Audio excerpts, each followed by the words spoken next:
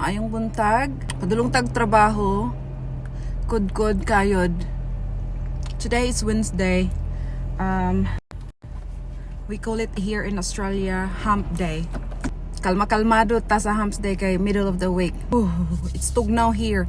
Mao na gitawag nila og Hump Day sa Australia, ang Wednesday. So happy Hump Day everyone, mga inahanag umahan. Padulong na ta og work. Lisod kay diri as Australia kay ngano. Tugnaw kaayo ba? Nya bag-uratan ng cream bitaw. Ang atong kamot kay dry na pod. Kahas og cream basta winter mga maring. Sana all. Tugnaw kaayo bitaw diri oy. Pero lucky lang mi kay dili mi mag-snow diri ang area. Ang uban gyud nga area diri sa Australia, ang mga bukid-bukid lang nga area ang mag-snow gyud.